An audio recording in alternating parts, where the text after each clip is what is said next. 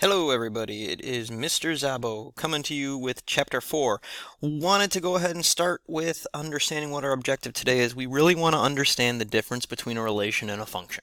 We're going to do that in a few different ways. Really, our key component here is understand what a function is. And then we're going to use that and learn a new notation called function notation. So, as we get started, we look and we see two vending machines. Now these are kind of old school vending machines, but the vending machines at the front of school would have similar ideas as to what we're trying to accomplish here. So before I fill out the section up at the top, let's take a look at these machines and get an understanding of what they mean.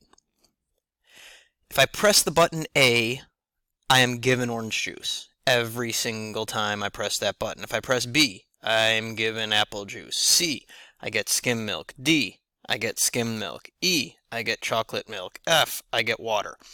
Okay. So that's how this refreshments vending machine works. And it's not uncommon to have two different buttons on a vending machine. If you think about the ones at the front of the school, you might have two different buttons that both give out water. That's okay. That's not wrong. However, in the cold drinks vending machine here, when you press A, you still get orange juice. But when you press B, sometimes you get apple juice and sometimes you get skim milk. That's a little bit of a different situation. To me, there's an issue there. Which machine seems to be wrong to you? That's right, the cold drinks is wrong. This is not a good situation when this happens. Okay? And that's kind of what we're talking about when we talk about a function. When we're dealing with functions, they are relationships. But what these relationships do for it to be called specifically a function is that they pair each, what we're going to call input value. In this case, pressing a button is your input value, with exactly one output value. When I press A, I'm only getting one output, it's orange juice. When I press B, I'm only getting one output, it's apple juice. And here, if I press B, I'm getting two outputs. One input is giving me two different outputs. Let's take a look at what that is in this tables down here. For the refreshments, if I press A, my output is orange juice. That's good. Go ahead, take 30 seconds, press pause, and fill in the rest of this table and the cold drinks table. Unpause after you have them filled to check your answers. Alright, so our tables should look like this. It's matching input with output. And so we're not concerned about comparing one vending machine to the other. We're concerned about each vending machine individually. Refreshments would represent a function. It's functioning properly. Every time I press A, I get orange juice. Every time I press B, I get apple juice. For the cold drinks, it's not functioning properly because anytime I press B, I don't know what I'm getting. I'm not getting exactly one output. I'm getting one of two possible outputs.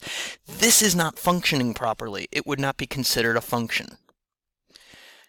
So that kind of leads us into, mathematically, what is this idea of input and output? Well, starting at the bottom here and working our way up, the output here, what drink in these machines we're getting, depended on the input. It depends on the input. That means the output depends on what button we press. The drink depends on the button. We would consider that output our dependent variable. It depends on the button we press. We can tell the machine, hey, I want water. But if you don't press the button for water, it doesn't understand that. You have to input the right thing the right way. And since the input is what we control, it's what we're deciding, what we're pressing, what we're putting into the situation physically in this case, we consider that our independent variable. So input is independent. Does not have any impact based on the output. The output is dependent. we have to decide what we're inputting first. That tells us the output, since we decide the input. Now, mathematically speaking, as we go back into all of the math that we've been doing, solving and all of that, and we're going to be continuing that, and we're going to take it steps further, we're going to think of ordered pairs, and we'll discuss this again soon, but our input is going to be our x values, so let's remember that. Our y values are going to be our output. Alright, if you have questions or comments that you need to have addressed on this page, make sure you include it on the right-hand side. And let's flip to the second page.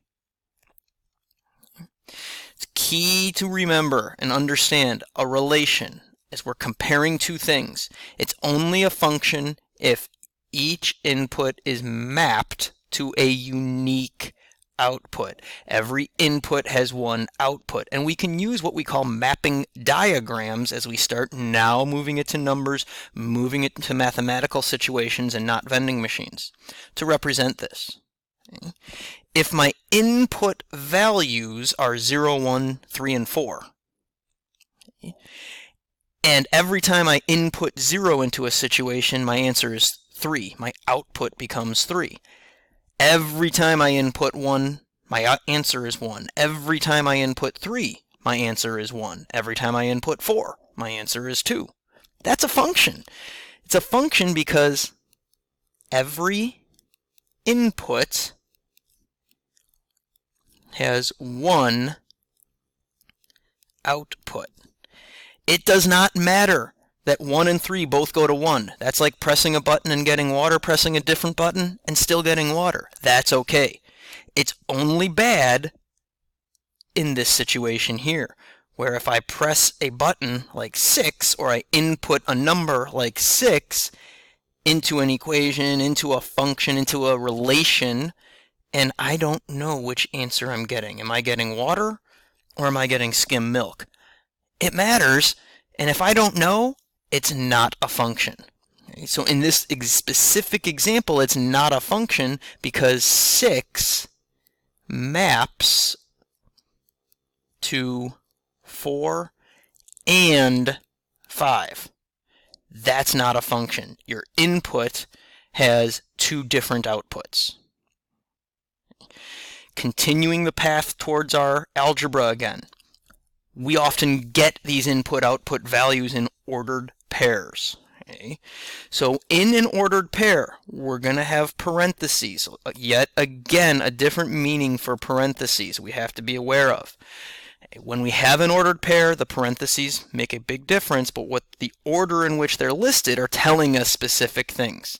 The first value that's listed is always your input, or your independent variable, or your x.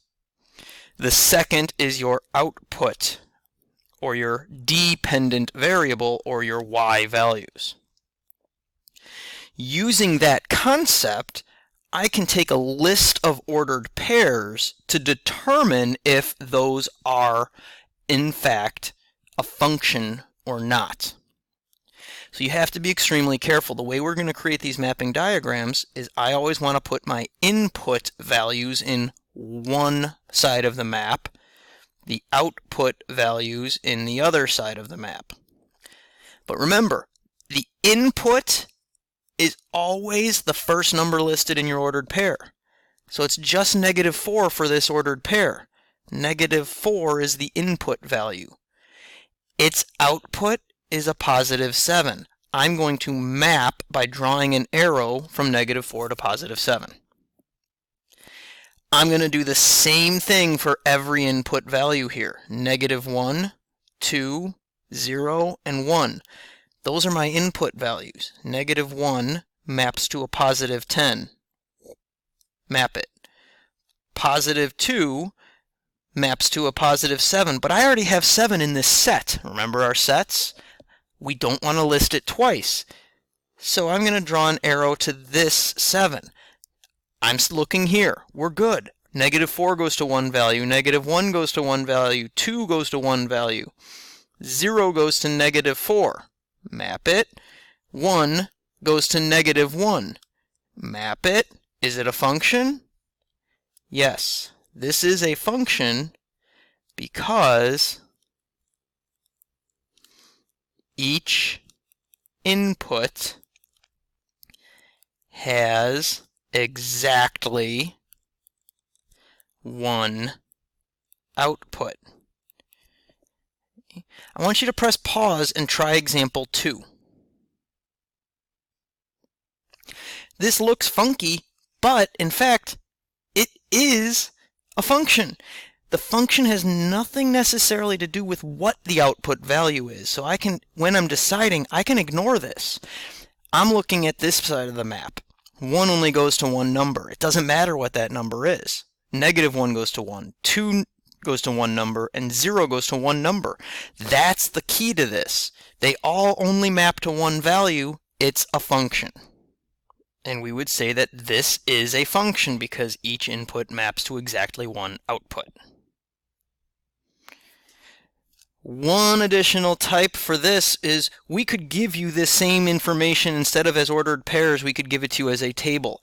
And in the table, it's usually going to be labeled X and then Y, or input and then output.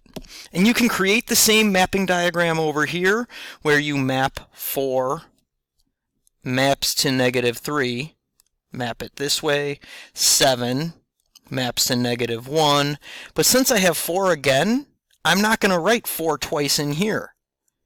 Okay. I do have to see what it maps to. If it's the same number, then I can just leave it. Since it's mapping to a new number, I have to put a new output value in here, 5, and map the 4 to the 5. Now, I'm not going to stop, but I technically could. 1 does map to 6, but the issue is what we talked about up here. 4 maps to 2 different values, not a function. So what we have is it's not a function because 4 maps to 2 different output values. One thing you will be asked to do is make your decision, is it a function or not? So that's the yes it is, no it's not. But then it'll be asking you to justify why. That's this explanation. It is not because, give me a specific example. 4 maps to 2 different output values, or 4 maps to -3 and 5. The input of 4 gives us an output of -3 and 5. Or, yes, it is a function because every input has only one output. Something along those lines. The last part about this section of the notes is, what if it's a graph? And we'll do this real quick. We'll have a lot of time to kind of look at this a lot later, but vertical line test is what we call it. Because if I can take a vertical line, this dashed red line, and it's only going to touch my graph in one spot, so it's touching it here, it's touching it here, that's a function. These are functions because this is your input and this is your output. No matter where I put that vertical line going side to side, it'll never touch the graph more than once. Different here. Okay, these are yeses. This is a no. Because if I input, let's say that's my x equals, I don't know, we'll just say that's our x equals 2. If my x value or my input value is 2, I have 2 different y values. It could be at +2. It could be here at -2. 2 different vertical intersections. It has to be a vertical line though. Here I have 1, 2, 3 different vertical intersections. That's not a function. And so what we would justify that with is, no, it does not pass the vertical line test. Or there are input values that have more than one output value. So as I look at new ones, and it says explain your reasoning or justify, it only takes one vertical line, but you do sort of have to check all of those vertical lines. So do your best to draw a vertical line. That wasn't very good, so that's a little bit better. So here I have one vertical line, and it passes because it only touches once, but I have to kind of slide this side to side. It never, no matter where I put it, ever touches the graph more than once at a time. That's by definition a function. And I could say it passes the vertical line test.